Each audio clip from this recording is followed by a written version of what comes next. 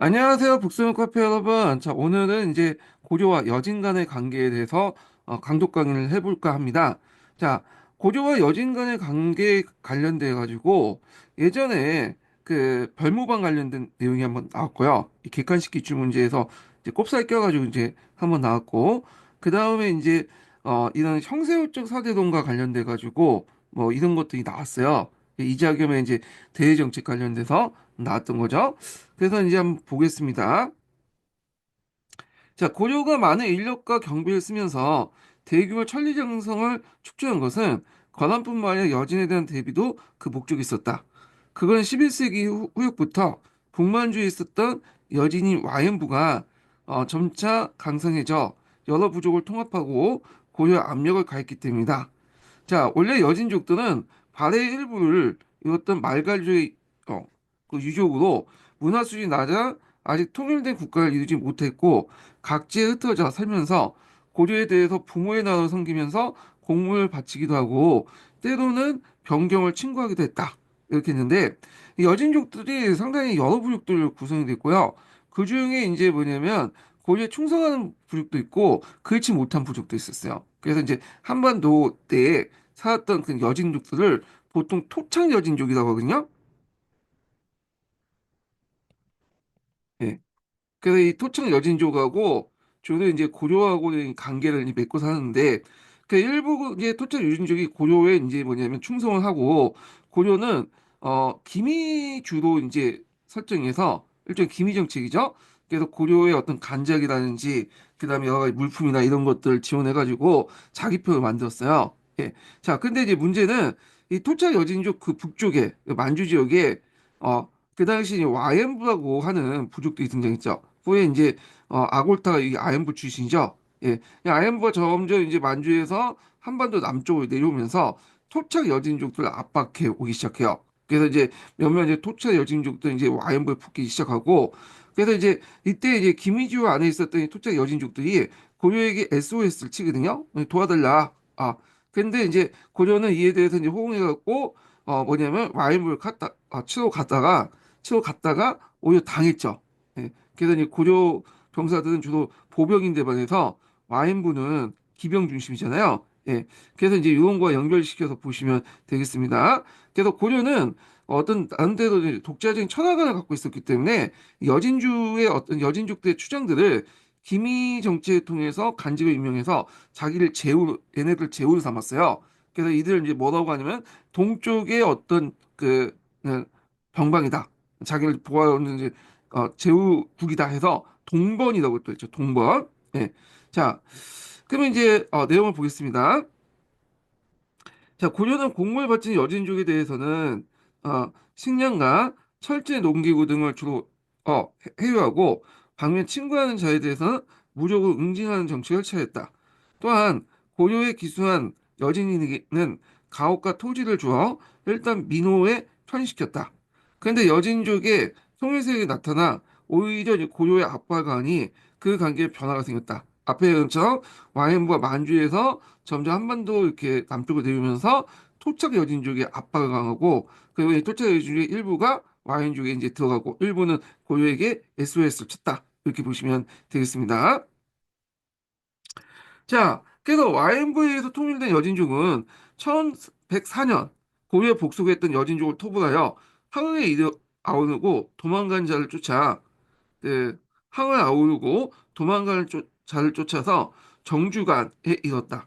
고려는 이때 이제 그 인간과 윤관으로 하여금 이들을 치게 했으나 모두 패했다. 자, 요 부분, 요 관련된 사료 관련된 내용이 예전에 기출문제 나왔어요. 요게 이제 숙종 때거든요. 숙종 때. 네, 숙종 때. 자, 그래서 이제 여진은 기병을 고려의 보병을 대적할 수 없기 때문이다. 근데 여기 여진족 같은 경우에는 기병이 상당히 강해요. 근데 주의할 것은 우리가 기병하면 유목민족하고 연관시켜서 이제 보고 이 여진족들 유목민족으로 이렇게 파악하고 있더라고요. 그래서 일부 책에서는 뭐 푸센 같은 데에서는 뭐냐면 여진족을 뭐 유목민족이다 이렇게 하는데 아니에요. 유목민족들은 주로 이제 그 북만주 위에 있었던 민족들이죠. 얘네들은. 그래서 이제 여기 초원 지역에 있었던 거고, 여기 만주 지역 쪽은 초원이 아니라 산림이나 이런 지역들이야. 여기에서는 수렵 민족들이죠. 수렵을 주로 생활했던 민족들이고, 애들이 왜 기병이 강하냐면, 그냥 수렵을 하려면 여기 이제 뭐 짐승이나 이런 것들 잡고 다녀야 될 거 아니에요. 거기도 이제 강이나 이런 것들 산이나 왔다 갔다 하고, 그러다 보니까 이제 골짜기나 이런 것들 이제 뭐냐면 말 끌고 와가지고 이제 가고, 그러다 보니까 기병이 상당히 강해. 그리고 이 여진족 기병들은 또 특징이 뭐냐면 유목민족들은 평원에만 달리죠, 기병이. 근데 얘네들은 산골짜기나 계곡도 달려. 그래서 상당히 강력한 기병들을 가지고 있다는 거죠. 근데 이런 기병들 앞에 고려 보병이 대적할 수 없겠죠. 자, 여기 패배하고 나서 숙종은 윤관의 건의를 받아갖고 기병을 중추한 별무반을 조직을 하기 시작했다. 네. 그래갖고 이제 그때 이제 신기군이나 신보군, 그 다음에 항마군 등등을 이제 편성해가지고 여진과의 어떤 싸움을 대비했는데요. 요게 이제 위로부터는 이제 그 관료부터 아래로는 이제 밑에 노비까지 모든 고려의 성인 남자들을 웬만해서 다 이렇게 조직을 한 거예요. 한 70만 정도 조직했다고 그래요. 별무반 같은 경우에는 특수한 군대거든요. 근데 이 별무반을 이제 조직했던 이유가 뭐냐면 종전에 2군 6기가 있었죠, 중앙에. 근데 2군 6기 체제가 이미 이제 이때부터는 점점 이제 붕괴되기 시작해요. 경제적으로 이제 뒷받침해주지 못하고 그러다 보니까 이제 새로운 군대 조직인 별무반을 만들기 시작했고 그 다음에 이때 이제 시기가 숙종 때죠. 전 시간에 제가 잠깐 언급을 했는데 숙종 때는 왕안서의 신법에 의거해서 신법 정치를 하게 돼요. 예. 그래서 이걸 통해서 이제 왕권을 강화시키려는 정책을 했고 그 과정에서 여진족 토벌의 명목으로 군대를 재조직해서 그걸 이제 왕권 밑에 예속화시켜서 문벌 귀족들 쳐내는 그런 정책들을 했거든요. 그래서 이 숙종 관련된 이제 신법 정책은 좀 뒤에 다시 시민왕국사 읽을 때 한번 좀 읽어보겠습니다. 자, 하여튼 그렇게 훈련을 시켰어. 예. 그래서 이제 여기 주력은 당연히 이제 신기군이겠죠. 신기군. 그래서 이제 숙종이 죽고 나서 그의 아들이었던 예종 때 윤관에 의해서 여진 정벌을 단행하게 되는데 이때 윤관은 그 당시 이제 17만 대군을 이끌고 정주관에 출발해서 항은평야를 점령하고 그 지역을 구성을 쌓아서 그 군사를 주둔하니 이에 고유의 국경은 크게 북쪽으로 진출하게 되었다. 이렇게 했는데 요 항원파를 중심으로 했고 동북 구성을 쌓았다. 그 내용이에요. 근데 요거는 이제 최근에는 좀 약간 한번 갔죠. 네. 그래갖고 요 항원평야에서 동북 구성을 쌓았다는 거는 예전에 일본인 간학자들이 그렇게 주장을 했던 거야. 거기에 이병도가 이제 이렇게 그 주장 같이 주장했고 그래서 한때는 이 학계 통론이었는데 요즘에는 이제 길주설, 공연지설 이런 거에 세 가지 설들이 또 있어요. 두 가지 설이 더 있죠. 그래서 이제 항은평화설과 길주설, 그리고 공연지설인데 항은평화는 여기고 자 길주는 이제 여기 보면 약간 위쪽에 있는 함경북도까지 올라가는 거고요. 공영진설 같은 경우에는 여기 이제 여기 압록강 있잖아요. 두만강 여기 북쪽까지 그래서 남만주 일대까지 이제 장악했다. 이렇게 이제 했는데, 자, 하여튼 요 설 관련된 내용은 자, 시민한국사 부분에 있으니까 좀 그때 더 얘기를 해보기도 하고요. 아마 시험 문제는 나올 것 같진 않아요. 이게 뭐뭐 설 학사 같은 거는 학계에서 논쟁이 많으니까 이런 거 가지고 좀 문제를 내기는 좀 그렇거든요. 예. 다만 이제 교과서에 많이 나오는 이제 그것이 뭐냐면 그림을 보면 여기 있어요. 예. 척경 입비도가 있어요. 이게. 그래서 이제 윤관이 동국 구성을 쌓은 후 고려의 국경임을 알리는 비석을 세우는 모습을 조선 후기 때 그렸는데 고려 지경이라고 이제 여기 있죠. 예. 그래서 이제 이 척경 입비도 관련된 내용은 한번 나올 수 있을 것 같긴 해요. 예. 그래서 하여튼 뭐 이렇게 있고 이건 좀 나중에 좀 다시 얘기를 하고요. 자, 그러나 여진은 실지를 회복하기 위해서 빈번하게 침공한 한편, 그 당시 이제 사신을 보내서 환부를 예언했어요. 이 여진족들이 이제 계속 공격해 두고, 그 다음에 이제 뭐, 그, 동국 구성이 위치가 이제 정확하지 못하지만, 구성 사이에 인구가 별로 없거든. 고려 사람들이 살지 않고, 거기 군사 기진만 둔 거야. 그러다 보니까, 저것도 효율적으로 방비를 못해요. 보급도 힘들고. 그러다 보니까 이제 어쩔 수 없이 이제 그 당시 이제 고려 조정에서는 또 윤관의 공매 시기한산도 있고 해서 결국에는 1109년 구성을 여진족에 돌려줬어요. 그때 여진족도 약속을 했죠. 절대 이제 요 성만 받고 고려 영내에서는 침입하지 않겠다. 그런데 그 후에 그 금나라가 세워지고도 그 약속은 계속 지켜져 갖고 금나라는 이제 우리나라 공격하지 않았죠. 물론 우리나라 외교 정책에 관련돼서 이제 또 항복했지만 이건 나중에 좀 얘기하고요. 자, 이후 이제 여진의 아고타가 세력을 크게 확장하여 스스로 황제에 칭하고 금을 건국하고 요를 이제 멸망시킨 이거 고려에 대해서도 4대의 예를 이제 치하도 강요했죠. 자, 이때 이제 집권자가 누구였냐면 이자겸이었어요. 이자겸. 네. 이자겸은 그 중신들의 반대도 무릅쓰고 금에 대해서 상표친신. 그러니까 이거는 포문을 올리고 황제나 그 사람들이 올릴 때 포문을 올린다고 하죠. 황제한테. 그 다음에 신하를 칭했다는 거야. 그래서 4대 간결을 수용했다. 그래서 요거 관련된 내용이 예전에 기출문에 나왔거든요. 그래서 이제 이거와 관련된 4대간은 뭐냐면 형세론적 4대간이에요.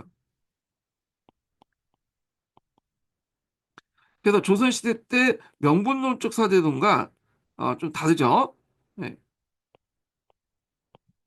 자, 명분론적 사대는 이제 뭐냐면, 그 당시 그 명이죠. 명과 조선은 어떤 관계냐?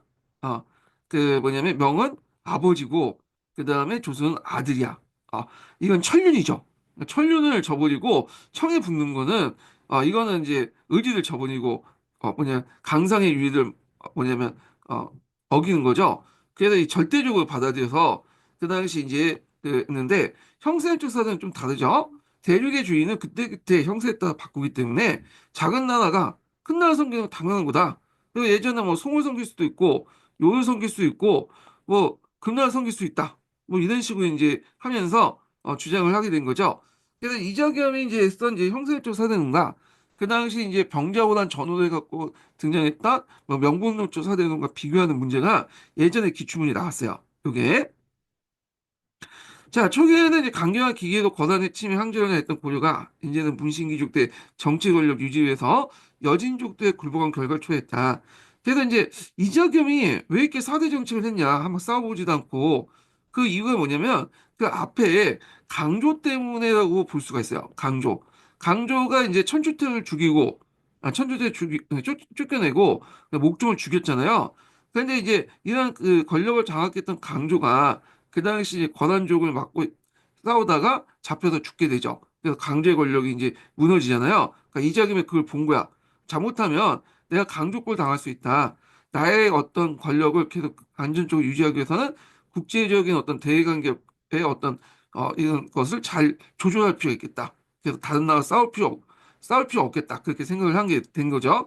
자, 이런 것들이 이제 뭐냐 여진족에게 굴복하는 결과를 초래했다. 이렇게 보시면 될 것 같고요. 자, 그 다음에 송나 관계 관련된 내용인데, 송나 관계는 뭐 그렇게 나올 것 같진 않아요. 그래서 요거는 이제 앞부분은 중국사 관련된 내용이니까 그때 다시 얘기하기도 하고요. 여기에서 이제 송나 같은 경우에는, 금나라가 이제 침공을 하니까 군대 좀 보내달라. 단청했지만 안 보냈죠. 예. 그래서, 고려는 눈치를 보면서 군사적 개입을 회피한 중립적인 태도를 견지했다. 그래서 송의 고려에 대한 외교가 주로 정치 군사적인 어떤 목적이 있는 데만 해서 그 당시 고려의 대송외교는 문화적 경제적 목적에 주안점이 뒀다. 그래서 이제 고려는 송과의 관계를 통해서 그들의 선진 문물을 수입하는데 힘썼던 것이다. 그래서 이제 고려는 뭐 사신과 학생, 승려를 송에 파견하고 그들의 발달된 유학, 불교, 예술, 뭐 정치 제재 이런 것들을 이제 받아들였던 거죠. 그래서 뭐 송자도 영향을 받고 등등 있고 그래서 송나라 악이었던 대성학 같은 것들은 이제 고려에 수입되는 거죠. 그래서 이제 이런 것들을 했다 좀 기억을 해주시면 될 것 같고요. 자, 그 뒤에 보면 이제 그 당시 이제 주요 항구가 있어요.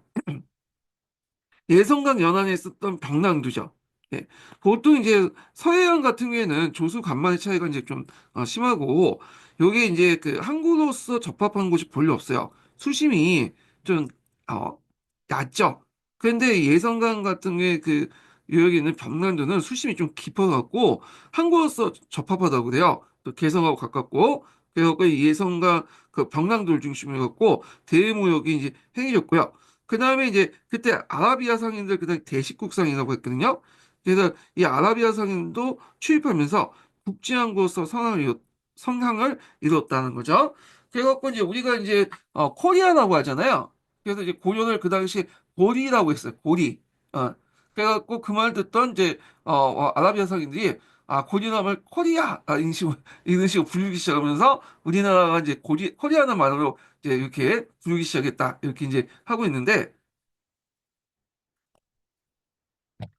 자, 뭐 이렇게 있고요. 그러면 이제 여기에서 이제 금나라 관련된 내용을 좀 더 살펴보기도 하죠. 자, 금나라 관련된 내용은 일단 시민왕국사 보고 그다음에 부생 관련된 내용을 좀 보겠습니다. 자, 시민왕국사 몇 페이지 펴보냐면요. 시민왕국사 272페이지 펴보세요.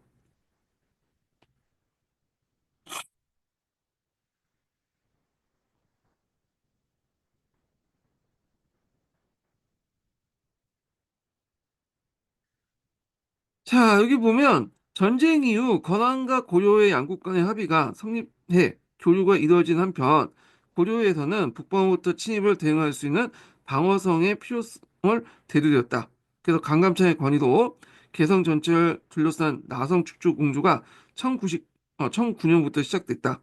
그래서 개성의 나성은 1029년에 완성됐다. 자, 이후 이제 1033년에 압록강 하구에서 동해에 이르는 지역의 장성을 축출하는 공사가 시작돼서 그래서 1044년 왕으로 되었다. 그래서 이게 천리장성이라고 하죠. 그래서 이제 있고 이 천리장성은 주 여진족이나 거란족을 막기 위해서 이제 만든 그 장성이에요. 자, 여진족에 관련된 내용이 있고 여진족의 이제 토착 여진족들은 예전부터 고려를 부모의 나라로 여기는 등 대체 고려의 우호적이었다. 자, 이들은 고려에 이제 토산물을 바치며 고려에서 그들에게 생필품을 제공하고 그 추장들에게 무상계나 향직 등의 벌을 내었다. 자, 무상계 전시에서 안에 고려의 그 여진의 추장도 있어요. 여진의 추장. 예. 향직 같은 경우에는 예전에 말한 것처럼 그 정통적인 우리나라 간제를 얘기하죠. 예, 그 태봉 간제를 얘기해요. 태봉 간제. 자, 그 다음에 이제 또 고려의 투항, 기하한 여진인들에게 땅을 줘 살게 하거나 병방군대 편입시키기도 했다. 그리고 이제 많은 여진 그 부락들이 고려의 이제 김이주의 존재를 하는 가운데 어, 김이주도 존재한 가운데 문종 때 자신의 거주지를 고려의 군현으로 편입시켜 주기를 요청하는 부류도 등장했다. 그래서 이는 김이주 정책을 했다. 김이주. 자, 그래서 이제 고려는 이들 여진족들은 동번이라고 하죠. 예. 그래서 자신을 지켜준 동쪽의 울타리 정도 이렇게 생각을 했다. 이렇게 보시면 되겠습니다. 자, 비교적 안정적인 고려와 여진의 관계는 11세기 말에 여진 부족 가운데 하나의 와인부의 세력이 커지면서 흔들리기 시작했다. 그래서 고려와 여진의 본격적 충돌은 1104년에 이제 발생했다. 그 와인부의 군사가 경쟁 관계에 있던 다른 부족을 추격해 고려 병경의 정주의 관문밖까지 이르자 고려군이 대응하여 공격한 것이다. 그러나 인간 윤관들이 거느린 고려군 패전했다. 요거 관련된 내용 이제 기초에 나왔다고 했죠.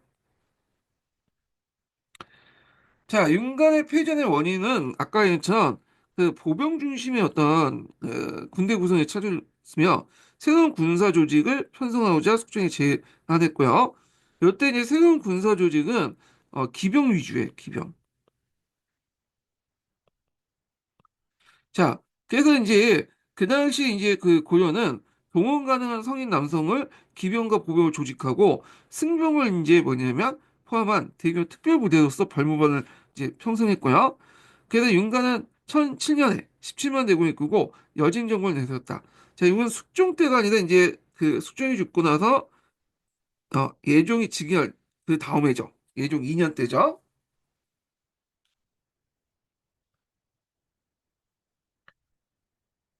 자, 그래서 이제 있고, 자, 윤가는 점령 지역에 성을 세우고 남쪽 지방에서 6만 9천호의 인구를 이주시켰다. 3인 정책을 했죠. 3인 정책. 그래서 어느 정도 이제 여기에 사람들이 살아야지, 그 보급도 되고, 그 다음에 어느 정도 우리 땅을 칠 수 있으니까 그런 정책을 한 것 같아요. 그래서 이걸 이제 동국 구성이라고 한다. 그런데 이제 1108년 초부터 와인과 현지 여진족들은 동북 구성의 지역을 반결 시도했고 윤관 등이 다시 원정군을 이끌고 나서나 나갔으나 여진의 반격을 제대로 진압하지 못했다. 그래서 이제 1109년에 고려 조정은 여진에게 제한, 여진에서 제한한 하위 조건을 받아줬다. 그래서 여진이 이때 하위 조건이 뭐냐면 고려의 조공을 바치고 침범하지 않는 대신 그 동북 구성에 반환하는 거예요. 그러니까 동북 구성만 받고 더 이상 영토 침입하지 않겠다. 이렇게 이제 내용이죠. 자, 그래서 이제 동북 구성의 위치에 대해서 그 옆에 세 가지 설이 있다고 했죠. 예. 그래갖고 여기 보면 항은평양설, 그다음 두만강 이제 이남설, 길주설이라고 이제 하는 거고, 그다음 두만강 이북설, 공영지설이라고 하는데, 여기가 공영지설 보시면 알겠지만, 여기가 이제 어디 저쪽 만주 지역까지, 이 두만강을 넘어서 만주 지역까지 나갔다 이렇게 했는데, 학계에서 여러 가지 견해가 있어요. 그래서 이 항원평연설 같은 경우에는 일본 학자들이 이제 주장을 했던 거고, 그 다음에 이제 뭐, 이거 공영지설 같은 경우에는 이제 조선 쪽 기록을 보고, 이렇게 해석을 한 거고, 그래서 이제 등등 여러 가지 있는데, 제 생각에는 길주설이 좀 맞을 것 같아. 길주설이. 음. 그래서 왜냐면, 공민왕이 나중에 이제 북진을 해가지고, 이렇게 획득한 영토가 요 길주 부근이에요. 여기 마천령 이북 지역이죠. 그래서 이제 요 지역을 획득했는데 그걸 획득할 수 있었던 게 아마 요쪽에 이제 이미 지휘적으로 파악을 했을 것 같아. 예전에 그 여기를 점령했던 그 어떤 경험이 있잖아요. 또 정보도 있고. 그래서 이제 있다.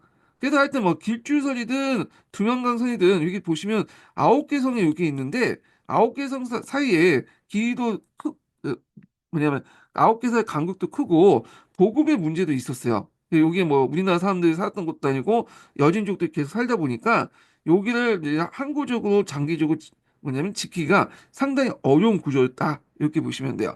그래서 여기 동북 구성의 위치 관련된 내용들 한번 읽어보시면 될 것 같아요. 예, 뭐 나올 것 같진 않은데 한번 얘기를 해봤고요. 자, 그 다음에 이제 밑에 걸 보겠습니다. 1115년 와인부는 나라를 세워서 국부를 금이라 하고 1117년에 고려에 사신을 보내 금 우위의 외교 관계를 요구했다. 그래서 금 황제가 형이 되고 고려 국왕은 동생이 되는 형제 관계였다. 그래서 이제 요거에 대해서 그 당시 이제 반대해갖고 이제 맺어지진 않았거든요. 자, 그러다가 이제 1125년에 요를 멸망시킨 후에 고려의 군신 관계를 요구했고, 자, 고려에서는 이들 받아들일 수 없다는 의견이 많았지만 결국에는 그때 집권자였던 이자겸에 의해서 뭐냐면 받아들였죠. 예. 그래서 1126년에 고려는 금의 수수로 신하라고 칭하고 포문을 올렸다. 포문이라는 것은 이제 제후국이 항제국한테 올리는 이제 그 뭐냐면 문서를 얘기해요. 예. 그래서 포문이나 전문이나 또 하죠. 예. 그래서 이제 포전문 이렇게 합쳐서 하는데 자, 이후 양국 관계는 안정적으로 유지됐고 한편 금은 송을 공격하여 멸망시켰으며 송 왕조의 일부가 양쯔강 남쪽에 내려가 1127년 남송을 세웠다. 자, 금과 남송이 1141년에 하일 맺는데 이거 송하이라고 하거든요. 그럼 중국사니까 이제 그때 좀 얘기하고요. 자, 그래서 몽골이 강성하기 전까지는 동아시아 국제 정세도 안정되었다. 자, 고려와 금의 교역은 고려와 요의 요와 경우와 마찬가지 기본 사신단의 조공품과 회사품은 이제 이루어졌다. 이렇게 있고요. 뭐 이건 각자 보시고. 자, 그다음에 여기 일본과 아랍의 고유는 각자 보세요. 예, 여기는 이제 넘어가겠습니다. 자, 그다음에 이제 넘어가서 그 푸셈을 좀 볼게요. 푸셈. 푸셈이 이제 몇 페이지를 보시냐면 상권에 583페이지 보겠습니다. 자, 고려는 세 차례 거친 건왕과의 전쟁을 치른 후에 북진 정책을 주로 동북 방향에서 전개했다. 그래서 동북 방면에 여진족이 거주하고 있었는데 이들 동번이라고 했다. 아까 말처럼 동쪽의 울타리라는 의미에서 이제 그렇게 지칭했던 거죠.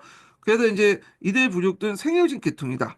자, 생여진이라는 말은 이제 뭐냐 하면 그 당시 이제 그 생여진하고 수견진이라고 나눴어요. 원래 이게 나누는 기준 자체가 그 중국의 기준에 따라서 이제 얘기한 송나 입장에서 그래갖고 이제 생혈지는 뭐냐면 농경이나 이런 것들 잘 못하고 뭐 하더라도 이제 반농경, 반수적 이렇게 했던 거고 중국화가 덜 된 애들이고 수교지는 농경이 민족이고 어느 정도 중국화된 그 부족들 수교지라고 했거든요. 그래서 여기에 속한다. 네. 자, 하여튼 이렇게 보시면 될 것 같고, 그래서 이들 이제 생활지는 한경도, 울련, 통북, 두만강 유역이나 그 이북의 홍련강, 송화강 유역에 이제 거주하고 있었고요. 대다수 여진족들은 유목생을 하고 있었다. 이렇게 했는데, 유목이 아니라 앞에는 수적이에요. 이게 책이 좀 약간 잘못된 게 있어. 여진족들은 수적생활을 했던 거야. 예. 왜냐면 만주 지역이 산림 지역이기 때문에 수렵이고, 유목은 그 북쪽에 위태에 있는 사람들 있죠. 몽골 평원의 위도에 있는 그런 사람들이 이제 수렵을 하는 거예요. 초원지대. 초원 위에는 튼튼하 해가지고 이제 거기에는 수업도 못하죠. 이게 유목도 못하는 그런 지역들이 있었고. 자, 하여튼 이렇게 했고, 그 다음에 이제 이들 부족들, 그러니까 고려와 관련된 이 부족들은 주로 한경도 해안 지역이나 이 두만강 유역일 때 뭐 이렇게 있는데, 이들을 토착 여진족이라고 해요. 토착 여진족. 예. 자, 그래서 하여튼 고려는 이 태조 때부터 동북지방 여진족에 본격 기미 정책을 수출했다. 그래서 이 기미 정책 관련된 내용이 그 밑에 있거든요. 한번 쭉 읽어보시고요. 자, 그래서 이제 이렇게 있고 고려 정부는 지속적으로 성을 쌓음과 동시에 기부해오는 이제 여진족들을 기미주라는 자치주를 만들었다. 자, 기미주란 이제 정의가 나오죠. 기미주는 여러분도 알다시피 고려에서 처음 실시한 건 아니에요. 당나라 때부터 이제 했던 정책이잖아요. 그래서 그걸 고려에서 이제 받아들인 건데, 자, 김희준은 고조에 기순한 여진 총략을 구분하여 각기 주다는 이름을 내리고 여진 추장을 도령이라고 해서 임명하여 맡아 다스리게 하는 기순 여진인 자치주를 말했다. 이렇게 있죠.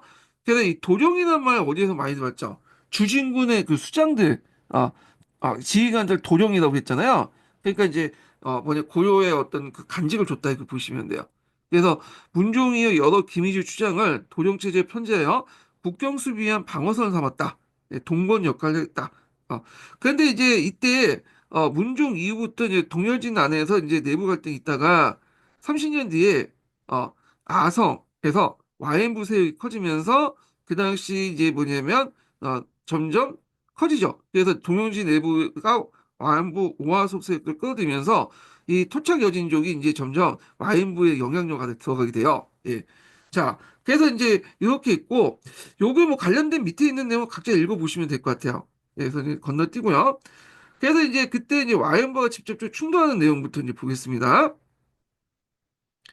자, 그래서 이제 고려와 와이언부가 정면으로 충돌한 것은 오화속이 석전환에게 고려를 침입토록 한 숙종 9년 정월이었다. 그래갖고 이제 석전의 군대가 가란전 일대에 휩쓰며 고려에 복속했던 여진 총각을 완전하게 점령했고 정평 장성국까지 출몰하게 되었다. 자, 고려는 인간 등을 보내 대비했는데 인간 등이 서둘러 서ung에 나가 석전의 군사를 쳤으나 오히려 패배하여 죽은 자가 태반이었다. 자, 그 다음에 숙종은 다시 윤관을 동북면 행영 병마 도통호 삼아 출동시켰으나 대패를 당하고 거호 하약을 맺고 돌아왔다. 그래서 이제 인간과 윤간의 패전으로 정평 장성 부근의 여진 총량은 거의 모두 와인부 치하에 들어갔다. 여기 줄침 부분 있죠? 요거는 기출 관련된 부분입니다. 자, 그 다음에 이제 별무반 형성 관련된 내용인데, 뭐 앞에 있는 거하고 이제 거의 겹쳐요. 그래서 뭐 기병은 신기군, 말이 없는 자는 보병, 그다음 항마군, 근데 기병 양성을 이제 중심으로 했다. 그래서 모든 이제 성인 남자들 대상으로 했다. 이렇게 보시면 되고요. 그래서 실제 출연은 이제 그 출병은 예종 때 일어났죠.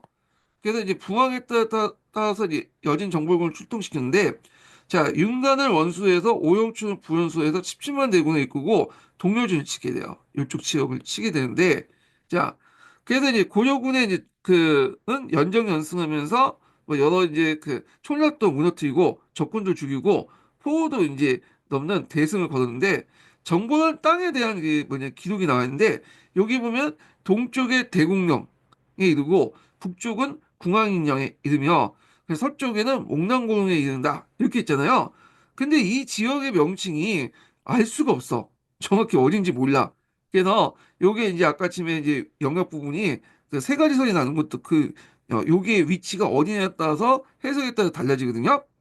자, 그래서 여기에서 이제 윤관 정연한 지역의 여러 현주한 곳에 함주를 비롯해 영주, 운주, 길주, 복주, 고령진, 그다음 통태진 등등 9개 성을 사는데 이제 공영지설을 주장했던 사람은 이 조선 그 시대 때 이제 기록물 보고 공영지의 위치를 이제 여기 이쪽 북만주 일대도 잡았거든요. 만주 일대도. 그래서 만주까지도 확대됐다. 이렇게 보고 있어요. 예. 자, 하여튼 뭐 그렇게 있고, 그 다음에 이제 뭐 민원을 옮겼다. 3인정책 관련된 내용 있죠. 그리고 뭐 사찰도 건립했다. 그런 내용이 있는데, 자, 그래서 이제 고려에서 구성의 지역에 무려 6만 9천 명의 3인을 실시했다. 이 3인 정책은 어떤 지역을 점령하고 나서 여기를 이제 완전히 영토화시키기 위해서는 민이 살아야 될 거 아니에요. 그래서 저기 이제 자국민들 이쪽으로 대거 이주시키는 근처를 3인 정책이래요. 예. 그래서 이제 이 3인 정책 했는데 우리나라도 이제 이때 3인 정책 외에도 잘 알려진 거는 세종 때 잘 알려지죠. 예. 사군 육진 과정에서 3인 정책 실시했잖아요. 자, 그래서 이제 여기에서 이는 동북지방을 팽창해 국내 농토 부족을 해소하기 위한 목적이었음을 알려주고 있다. 그래서 3인 정책의 목적이 이제 뭐냐면, 그러니까 이렇게 동북 구성을 팽창했던 목적이 이 영토를 왜 팽창했냐? 이것을 이제 알 수 있는 게 3인 정책을 통해서 알 수 있다는 거죠. 왜 3인 시켰냐? 이를 통해서 뭐다? 국내 농토 부족을 해소하기 위한 거다. 그래서 동북 구성을 뭐냐면 관련된 내용이 있고 3인 시켰다. 그래서 동북 구성의 어떤 그 설치를 요 3인 정책과 연결해서 그 쓰시오. 동북 구성의 목적을 쓰시오. 그러면 이런 식으로 이제 답변이 나올 수가 있겠죠. 자, 구성의 현 위치에 대해서 의견이 분분하며 두만강 이북의 함경북도 일대에 거쳤던 설, 그다음 함경남도에 있던 설, 그다음 항우평야에 있었던 설, 공영지설, 길주설, 항우편설 이렇게 있는데 자, 뭐 이런 내용들은 이제 각자 보시면 될 것 같고 자, 그다음에 구성의 한과 이후의 관계를 보겠습니다. 자, 고려는 개척한 구성을 오래 유지하지 못했다. 이 농경주를 빼앗긴 이 토착 여진족의 끈질긴 저항 때문이다. 고려와 여진의 공방은 일진일퇴를 거듭했는데 전세는 점차 고려에 불리해져 갔다. 고화속은 반격전을 전개한 편 외교적인 방법 구성 함부를 예고했다.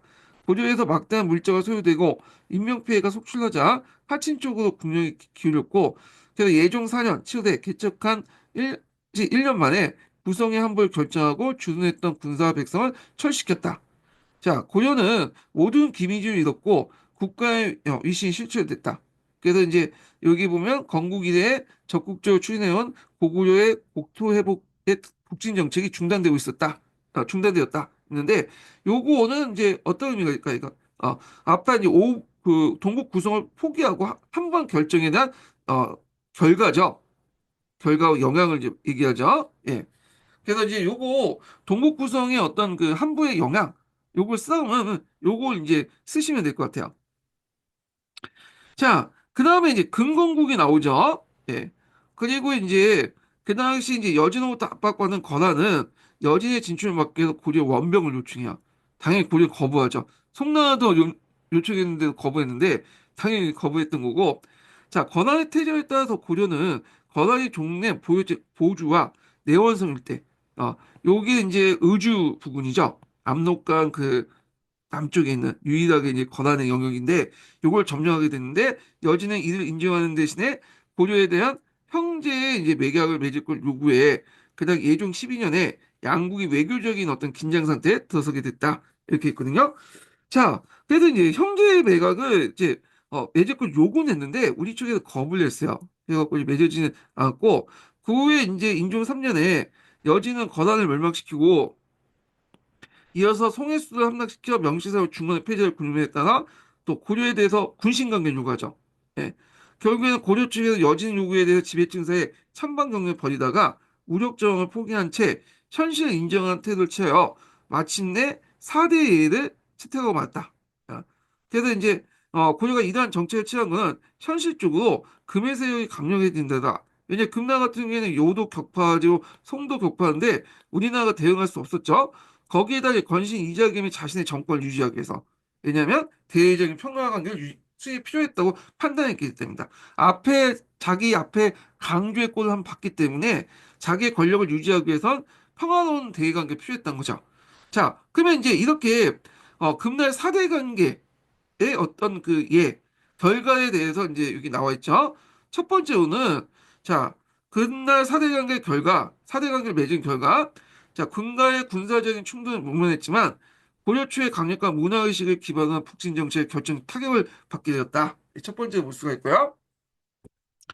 자, 그리고 일부 지배층의 반발. 이게 이제 서강파들 중심으로 해갖고 반발이 컸어.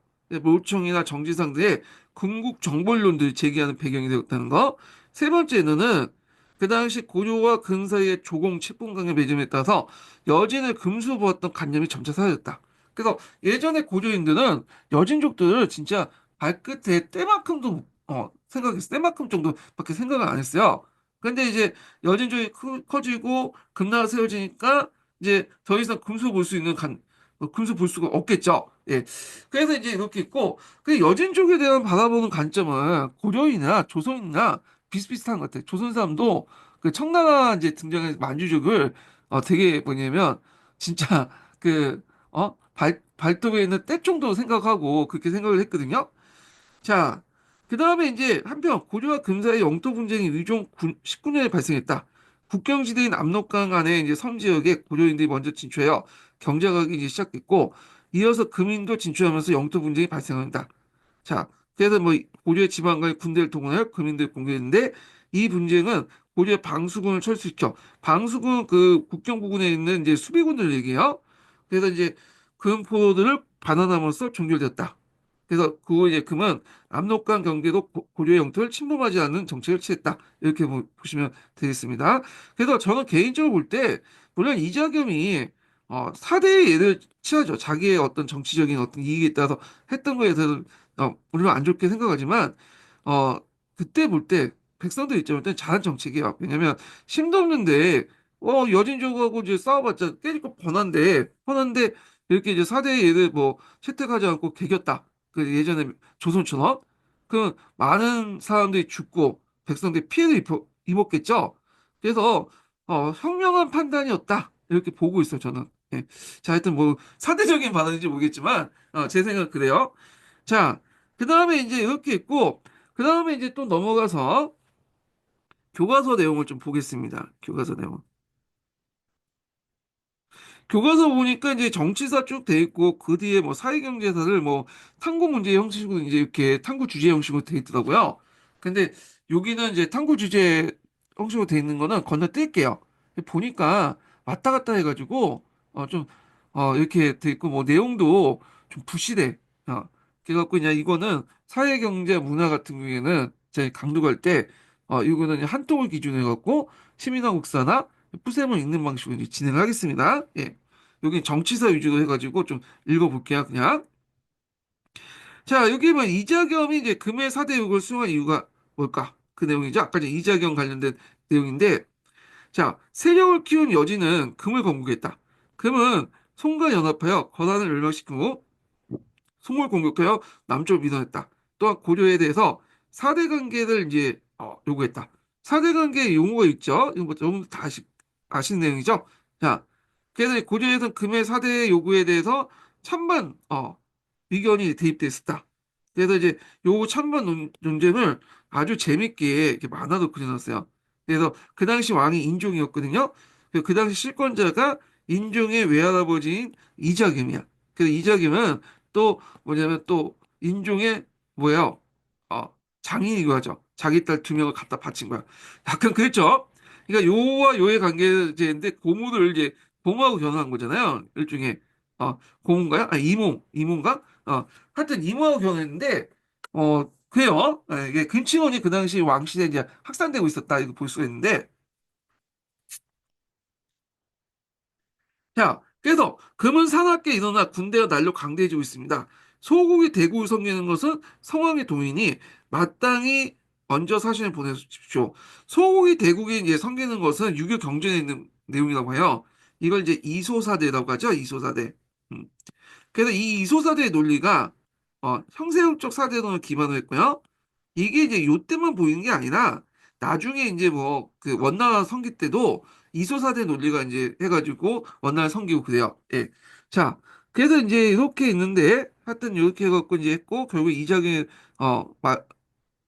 요구가 간철됐다. 이렇게 보시면 되죠. 자, 하여튼 당시 고려에서 대표 문벌 출신이었던 이자겸이 왕권을 위협할 정도 막강한 권력을 휘둘렀다. 그 이에 위협을 느낀 인종은 이자금을 제거하자 이자금이 남이 났고 이때 이자금이 금이 우세한 국제정세를 고려해서 금의 사대를 결정했다. 자, 이는 전쟁을 피하고 자신의 어떤 그 권력을 유지했던 것이다. 자, 고려는 금과 사대 관계를 맺으면서 평안을 유지할 수 있지만 이런 고려 왕의 국내 외 위상은 약화되었다. 뭐 이렇게 했고요. 그래서 그 당시에 이제 이자겸은 상당히 막강한 권력을 갖고 있었죠. 그래서 이제 잠깐 여기 보시면 알겠지만 여기 이자겸 보면 어, 경훈 이씨 집안이죠. 경훈 이씨 집안은 계속 대대로 이렇게 이제 뭐냐면 왕비를 배출했던 집안인데 그래서 이제 예종의 이제 그 부인이 문경태후예요. 예.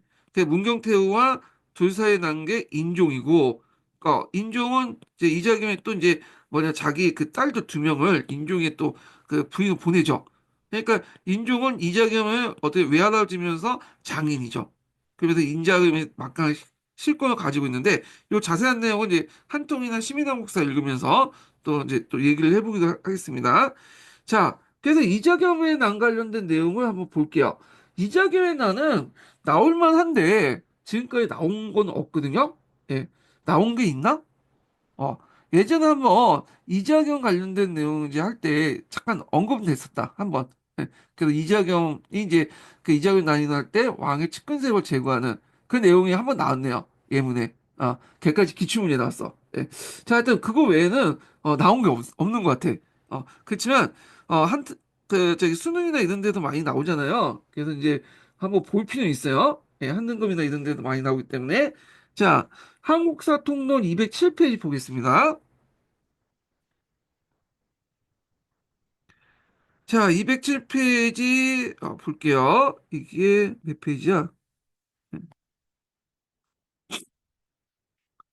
자, 여기 이제 보기 전에 뭐냐면 그 고려 전기 때, 고려 중기 때 상황을 먼저 보고 나서 그 다음에 이자경의 난을 볼게요. 오청의 난가? 요걸 좀 보고 나서 할게요. 자, 고려 중기 때는 이제 귀족 정치가 활발했는데 대략 이제 이 시기가 언제 때면 문종부터 해가지고 예종 때가거든요. 예. 그래서 이제 이때가 이제 문벌 귀족 세력이 그 커질 때잖아요. 그래서 이제 국왕들은 그 당시 이제 사회적 혼란들을 유교적 통치 이념과 불교 통합을 도모하면서 해결하려고 했어요. 그래서 이제 문벌귀족까지 왕권이 대입되면서 왕들은 이런 유교적 통치 이념 확립, 불교 통합을 통해서 이 문제를 해결하려고 했다. 이렇게 보시면 될 것 같고요. 자, 그러면 이제 한 번씩 읽어보겠습니다. 자, 귀족사에서 문종 때 전성기를 줬고 이후 그 후 1세기 동안 계속되었다. 이 사이에 귀족 정치가 전개되는데 그 절정은 숙종과 예종 때였다. 한 거죠. 자, 숙종은 앞에 언급한 것처럼 이 사람은 그 앞에 이제 왕이 누구였냐면 헌종이었어요, 헌종. 헌종이 좀 유학했거든요. 네, 유학했어. 그래서 이제 그때 외척이었던 이자이라는 사람이 반란을 일으켰어요. 그래서 이 반란을 척준경 있죠? 그 뒤에 나온 척준경을 함께 이 숙종이 진압을 했죠. 그리고 현종에 이어가지고 자기가 즉위를 한 거야. 그러다 보니까 이 사람은 이제 어떤 이제 그 자기의 능력을 통해 군사적 힘을 통해서 즉위했기 때문에 나름대로 즉위 과정에서 강력한 왕권을 바탕으로 이제 즉위했죠. 예, 그래서 이게 뭐냐면 여러 가지 신법을 밀어붙일 수 있는 어떤 정치 원동력이 됐다. 이렇게 보시면 될 것 같아요. 그래서 이제 숙종 같은 경우에는 왕한서의 신법을 바탕으로 해서 모델로 해서 나름대로 신법 정치를 했어요. 신법 정치를. 자, 그래서 이제 여기 보면 유학한 형종의 뒤이어 생진이었던 한상은 윤을 받들어 외척인 위자의를 주육하고 양해를 받아 즉위했는데 그러니까 이제 현조에 대해서 상징했던 한상우 윤을 받들려고 한 외척 위자의를 이제 무력을 주력하고 양해를 받아 즉위했는데 그 사람의 정책들이 나오죠. 호문의 왕으로서 국제감을 서적포로 두고 책을 인쇄 출판하여 문화를 발달시키고 동시에 불사를 향하고 불교 혁명을 행했다. 앞에서 말한 것처럼 불교를 이제 통합하고 유교를 이제 흥성화시켜서 왕권을 강화하려는 정책을 볼 수 있다는 거죠. 그래서 이때 이제 대각국사 위천이 청태종을 창립하고 인주이 씨와 연결된 법상조를 누르고 불교계 통합하는 것은 숙종의 후원에 있는 거다. 그래서 이제 대각국사 의청과 관련된 내용들 예전에 한번 기출에 나왔죠. 예, 요거는 나중에 불교사 할 때 좀 볼고요. 그리고 또 예전에 나왔던 게 뭐냐면 화폐 정책이야. 예, 그래서 주정관을 두어서 은병과 회동통보 등 화폐를 주조하여 사용케 했으니 이는 상업 발달에 따른 필요에서 생긴 것이다. 해갖고 화폐와 관련된 게 있어요. 화폐 정책 관련돼서는 두 번 나왔어요. 네, 화폐 정책은 그래갖고 이제 뭐 그 앞에 언제 때 나왔나? 갑자기 기억이 안 나네. 성종 때. 그 다음에 이제 목종 때 화폐 정책. 그 다음에 숙종 때 화폐 정책. 근데 이 화폐 정책은 따로 이제 경제사 할 때 따로 살펴보기로 하죠. 여기에서 숙종 관련된 내용만 좀 언급을 할게요. 그래서 이 숙종 관련된 내용에서 숙종의 신법 관련돼서 한번 그 개별적으로 이제 따로따로 동료에서 나왔다. 그래서 의천의 청대종 성립은 숙정의 어떤 신종정책, 신법정책의 이단이었고, 화폐정책도 신법정책의 이단이었죠. 예. 그래서 이제 요거 자세한 내용을 시민한국사에서 좀 보겠습니다. 숙종 관련된 내용을요. 자, 239페이지 펴볼게요.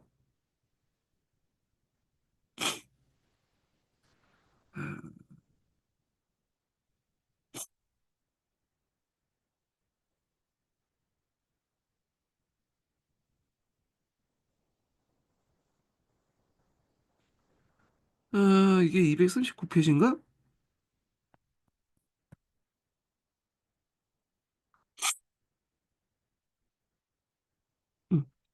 여기 볼게요.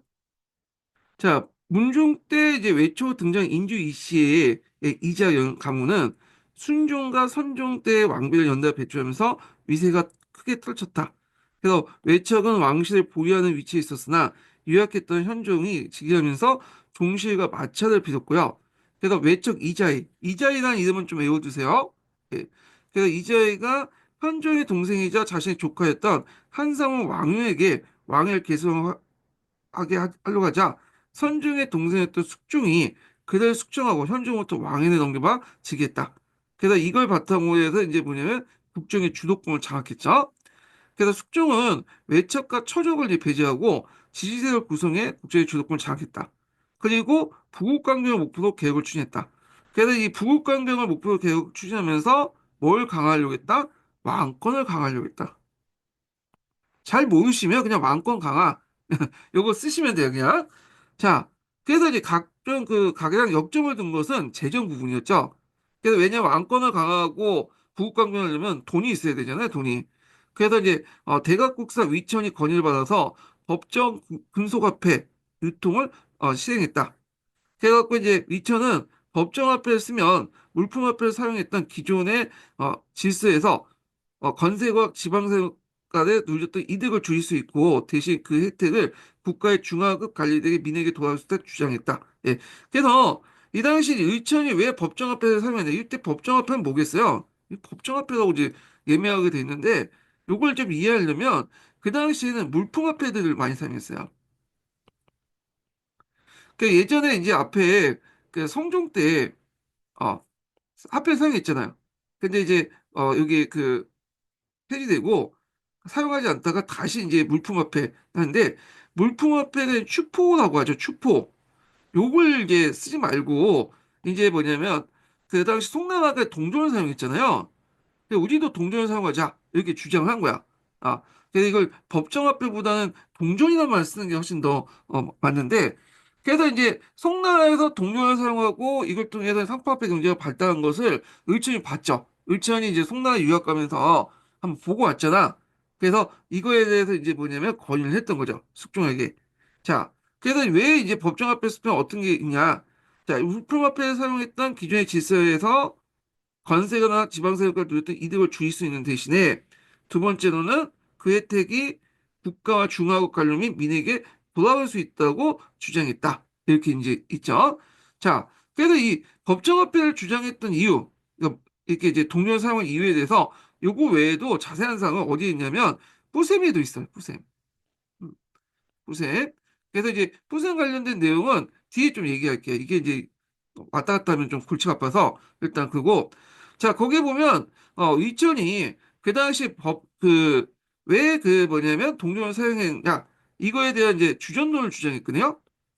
그래서 이거 예전에 기출 사료도 나왔던 것 같은데, 자, 동전을 왜 사용해야 되냐? 아, 그래서 이제 그 내용도 있는데, 이거 한번 쭉 읽어보시면 될 것 같아요. 그냥, 예, 요거 한번 예전에 기출 사료로서 언급됐던 거야. 이게. 자, 그에 따라서 이제 화폐 제조를 담당한 주전도감. 이 주전도감이라는 것도 예전에 이제 나왔죠. 예, 주전도감. 그래서 도감자가 붙은 거는 임시직이에요. 임시직, 주정관. 음. 이렇게 이제 있죠. 자, 설치에 해동통보, 사만통보 등 동정과 할구와는 이제 은병을 뭐냐면 주조 발행했다. 그래서 뭐 숙종 때 뭐 발행을 하필 쓰라 나올 수도 있겠죠. 해동통보, 사만통보 그래서 이런 것들 쓰시면 돼요. 해동이라는 것은 이제 중국의 일종 동쪽에 있기 때문에 해동인 거고 사만이라는 건 예전에 사만 의식이 계속 있었잖아요. 거기에 이제 반영된 건 이름을 붙인 것 같고 할구라는 것은 이제 뭐냐면 은병이거든요. 그래서 이거는 이제 입구가 뭐냐면 이렇게 뭐라 할까? 입구가 이제 벌어졌다 해갖고 이제 할구라고 하는 것 같아요. 그러나 이제 소외권에서는 여전히 쌀과 배 등을 이용하는 간행이 있었고 유통 정책이 오래 지속되지 못했으며 동전도 거의 사용하지 않게 됐다. 자, 뒤에 이제 제가 동전 정책 관련된 화폐 정책 관련된 내용을 얘기했지만 뭐 성종 때 권원중구나 뭐 이렇게 사용했던 숙종 때 그 화폐들은 널리 사용하지 못했어요. 주로 이제 언제 어디 사용했냐면 주로 이제 개경 주변. 그래서 개경 주변에 그거 외에는 지방으로 확산되지 못했는데 그 이유는 여러분도 알다시피 뭐예요? 그 당시에는 이제 상품화폐 경제가 발달하지 못했고 뭐다? 농업 생산력이 어, 좀 낮았기 때문이죠. 예. 근데 농업 생산이 낮았기 때문에 유통도 제대로 안 되고 자연경제 체제가 계속 유지하다 보니까 그게 잘 안 됐어요. 그래서 여러분도 알다시피 이게 이제 널리 이제 동조에 사용한 거는 조선 후기 때고 우리가 아는 상평 통보가 이게 널리 이제 퍼진 동전이죠. 예. 그래서 이게 세계사적, 그러니까 동아시아적으로 보면 우리나라가 동종 사용이 되게 늦어요. 송나라는 이미 이제 뭐 예전부터 사용했고 중국 같은 나라는 그리고 심지어는 일본조차도 가마쿠라 막부 때부터 계속 동전 사용했거든요. 예. 물론 자기 돈을 쓰지 않고 저 중국 돈을 빌려가지고 쓰긴 했지만 자, 그 외에도 이제 이런 재정 부분 정책이 이제 뭐냐면 화폐 정책도 있지만 또 뭐냐면 또 상공을 육성 정책도 있죠. 그래서 두 번째 보면 자, 숙종은 상공을 육성하여 상세를 부과했으며 그 다음에 세 번째로는 아이고 각 9년에 그 간두전을 경작하고 그 소출 경비 사용에 중앙의 재정 부담을 뭐냐면 줄였다. 이렇게 있죠. 자, 그래서 재정 정책 관련된 내용 좀 기억을 해두시면 될 것 같고요. 그래서 앞에서 얘기했죠. 고려 같은 경우에는 정부가 직접 뭐냐 상공 육성 정책을 했어요. 이게 약간 조선하고 좀 달라. 조선이나 고려는 농본을 중요시 여기죠. 농업을. 그렇지만 고려는 직접 이제 국가가 상공업에 이제, 투자해가지고 이득을 얻으려고 했는데 조선은 거의 상인에서 되게 천시하고 억압하려고만 했잖아요. 그건 이제 그 뭐냐 고려 세웠던 사람이 왕건이잖아. 왕건이 상인 출신이잖아. 그거 연결해서 좀 보시면 될 것 같아요. 자, 그 다음에 이제 또 숙종은 국력을 강화하려고 풍소 도청 사상을 이제 뭐냐면 따라서 현재 서울의 지역을 남경을 건설하고 왕이 수행한다는 권위를 받아들였다. 그래서 서경이 세조 때 이에 여기 있는데 남경을 건설하고 왕이 수행한다는 권위를 받아들였는데 요거 예전에 기출문에 나왔죠. 풍수도참사상 뭐 지기세왕설이라는 게 있어요. 지기세왕설. 왕이 한쪽에 머물러 있으면 지기가 이제 빠지기 때문에 돌아다니면서 해야 되고 수를 옮겨야 된다. 뭐 그런 논리인데 자 이게 정치적 이용하거든요. 그래서 뭐 서경길지설 남경기지설 이렇게 해요. 그래서 남경을 건설했다. 그래서 이 남경에 이제 수도를 옮기려고 했지만 반대를 심해서 안 됐다. 이렇게 보시면 될 것 같고. 자, 그리고 이제 서경이 그 당시 태조 이대에서 북방정책에 관련됐다면 남경은 한강의 지리적 이점을 살리고 중부 지역의 개발한 중심지 역할을 기대받았다. 그래서 우리가 이제 보통 풍수 도청사살 때문에 남경이 이제 뭐냐면 상경이 됐다. 이렇게 생각할 수 있지만 물론 이제 풍수 도청 사상이 어떤 일종의 내건 이념적인 것도 있을 수 있어요. 근데 요거 외에도 이게 제일 중요해. 한강의 지리적 이점도 중요하죠. 예. 그래서 이제 요 한강의 지리적 이점이 딱 있고 중부지역 개발의 중심 역할을 기대하는데 요것도 얘는 이건 유교적인 어떤 합리적 지휘관 때문이거든요. 예. 그래서 나중에 조선에서 이제 수도를 남경, 지금 오늘 서울 삼잖아요. 그 이유가 뭐냐면 풍수 도참 사상 때문에 그런 게 아니에요. 뭐 남경기지서 이거 아니야. 요게 중요해. 한강이 딱 중앙에 있고 물류의 중심망이고 그 다음에 이제 배삼임수 지역이고 이런 지역에 어떤 나름대로 유교적으로 합리적 지휘관 때문에 이게 수도가 결정된 거야. 근데 그 사고 방식이 이미 고려시 때부터 있었다는 거야. 예. 자, 그래서 이제 이렇게 있고요. 그리고 의초는 또 숙조의 개혁 정책을 지지하면서 불교계 통합을 추진했다. 아, 그래서 그는 경정 수행 공부와 함께 마음의 본 모습을 갖는 간행의 실천을 이제 중시하면서 고강 겸손을 이제 했다. 예, 요건 나중에 좀 얘기할게요. 청태종 이제 관련된 내용은 나중에 다시 좀 얘기해 보겠습니다. 그래서 숙종 관련된 정책들을 한번 또 이렇게 봤습니다. 그래서 숙종 관련된 정책들은 여기 보시면 알겠지만 다 겹쳐 있죠. 화폐 정책도 예전에 시험 문제 나왔고 그 다음에 이제 뭐냐면 이 종교 정책 관련된 청태종 관련된 내용도 여기 나왔고 그다음 풍수 도창 사상 관련돼서 예전에 한번 기출에 나갔죠. 예. 그래서 요거 숙종은 한 이렇게 카타고리 해갖고 좀 정리를 해줄 필요가 있어요. 여기에서 많이 걸려져 나왔으니까. 그래서 이렇게 이제 봐두시면 될 것 같고 다시 이제 한 통으로 좀 넘어갈게요. 자, 예종 관련된 내용 볼게요. 예종. 예. 숙종 다음의 왕이 예종이에요. 예종. 자, 예종은 박구 여진 정부의 심사한 편, 안호는 문화 발전에 정력을 기울였다. 그는 사학의 육성으로 위축된 관학을 진흥시키기 위해서 국, 어, 국학의 실제를 이제 설치하고 국학의 재정적 기반을 확립하고자 양형구를 뒀으며 대규모 교사들 이제 신축하는 등 교사라는 건 이제 뭐냐면 건물 얘기예요. 오늘날 여기 안에 여러 가지 이제 그 책을 읽을 수 있는 그런 건물 얘기하죠. 자, 그래서 신축하는 국학 발전에 노력했다. 이때 실제는 무학제가 그 하나에 구성된 하고 있었으니 이는 문무양학을 함께 일으키는 의도였고 당시 무인세대 상승을 기반한 형상이었다. 그런데 이제 이 실제 의미는 이제 그거 외에도 그 당시 여진족과 권한족을 싸우고 있었잖아. 그러니까 나름대로 전문적인 어떤 것들이 필요하겠죠. 어, 능력을 익힐 수 있는 군사 학교가 필요했던 거야. 그래서 이제 육제는 유학이었지만 하나는 무학제 소치해서 실제는 한 개는 무학제 소치해서 그 당시 이제 전문적인 군인을 양성하려고 했다. 이렇게 보시면 되겠습니다. 자, 그렇지만 이제 뭐 그 당시 귀족들의 반대 때문에 이게 이제 흐지부지 됐죠. 예. 그래갖고 이제 예종 때 또 뭐 문과 시험도 보려고 했지만 반대 심에서 또 안 됐고 자, 그래서 이제 또한 예종은 국내에서 청년관과 보문과학이나 학문 연구기관을 설치해서 그 당시 이제 학사들로 하여금 경사와 기타 고전을 뭐냐면 해강케 하고 해강이라는 것은 읽는다는 뜻이에요. 해강케 하였으며 문풍이 크게 일어났고 유학이 발달이 되었다. 그 다음에 왕 그 8년에 예의상준소를 설치해서 그 당시 예의, 격식, 그 다음에 이제 등 유교적인 제도를 정한 것도 여기에서 나온 것이다. 예종은 또한 내치에도 심히 교육했으니 당시 유망했던 백성들이 많았으며 그래서 당시 왜 유망이 많았냐 하면 농장이 학대됐기 때문에 농장이 학대되면서 그 당시 이제 자연농민들이 많이 몰락했죠. 그래서 이들이 유망을 해서 유민화됐어. 유민.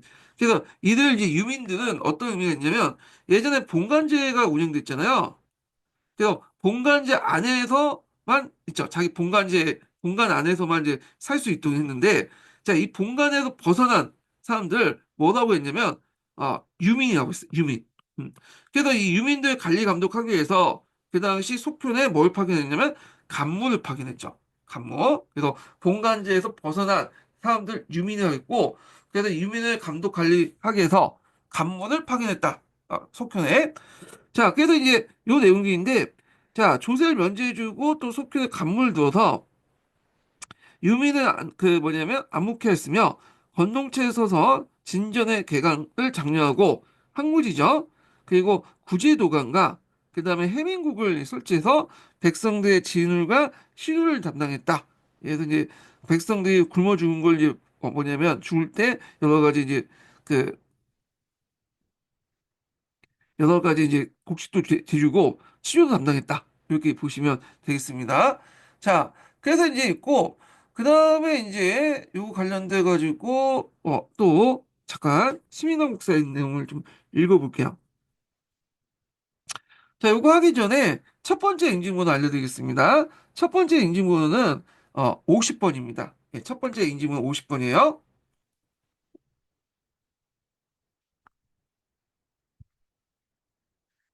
자, 예종 때 전국과 동국 구성인데 요 앞에 있는 내용하고 많이 겹쳐요. 예. 그래갖고 이제 요거는 뭐 건너뛰고 여기 이제 여기 부분만 한번 읽어볼게요.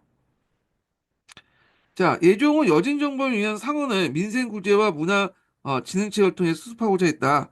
그 예종이 이제 여진족을 싸우고 있잖아요. 그래서 이제 큰 성과는 없었죠. 동국 구성이 철거했기 때문에. 그렇지만 이제 이거를 그 어떤 그 전쟁에 의한 상언을 어, 민생 구제와 문화 진흥체를 통해 수습하려 했고 국학을 칠제 나누고 장학재단 양흥고를 세워서 관할을 키웠으며 궁중안의 문안기구였던 천연각과 보문각을 썼고요. 그 보문을 세웠고 그 의료기구로서 이제 의료와 기관으로서 그 당시 이제 뭐냐면 구제도관과 해민국을 설치했는데 약간 오해가 있을 수 있네. 여기 보면 의료기구가 이제 뭐냐면 해민국이 되는 거고요. 예. 구제도관이 구윤이니까 요게겠죠. 구제도가. 그래서 이제 있다는 걸 좀 기억을 해두시면 되겠습니다. 자, 그 다음에 예종이 죽고 나서 이제 즉위한 사람이 누구냐면 이자겸남, 네, 네, 이자겸남이나 모총의 난이 일어난 인종 때, 인종이죠. 인종 때 이제 이자겸남과 모총의 난이 일어났죠. 예. 자, 그럼 인종 관련된 내용을 이제 보겠습니다.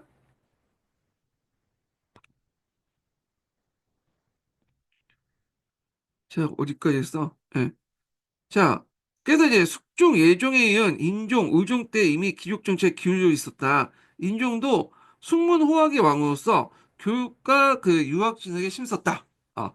그래서 이제 그는 식목도감으로 하여금 학교의 학제를 상정케 하였으니 중앙의 경사육학이 제도를 마련했으며 경사육학은 제가 앞에서 언급했는데 국제과를 이제 뭐냐면 국제학, 태학, 사문학, 기술학부, 율선, 산 이렇게 유학, 서학, 산학 이렇게 해서 나눴던 거죠. 6개로 나눴던 거죠.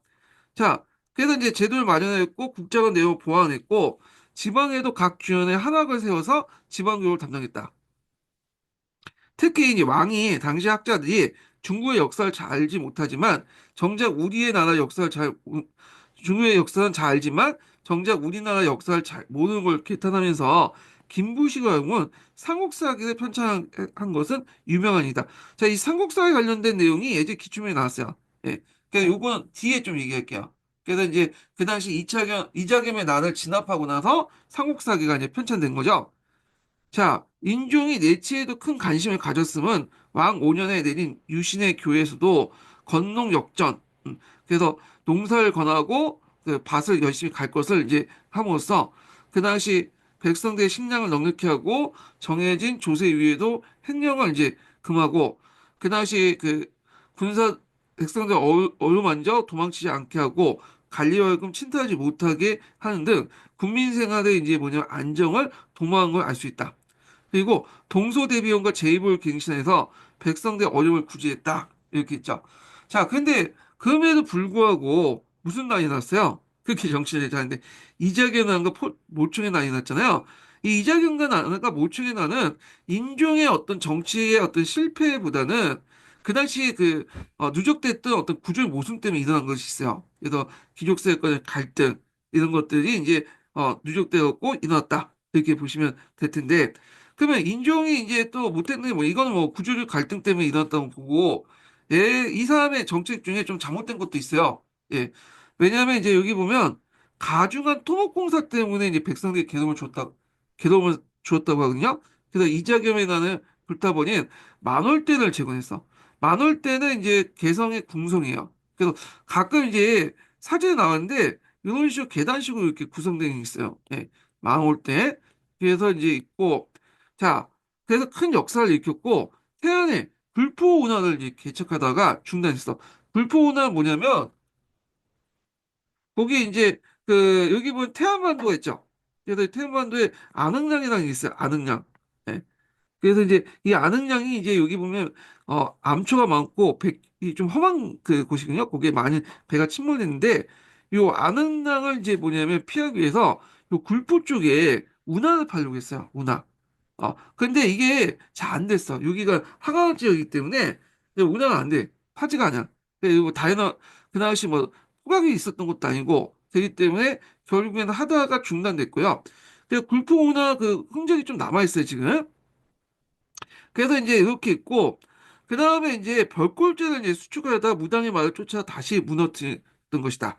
자, 이리하여 인종 때 많은 농민들이 또 유민이 됐어요. 이런 토목공사 때문에. 자, 그리고 이제 도적으로 하여 반항운동을 일으키기도 하였다. 그래서 이제 이렇게 좀 보시면 되겠습니다.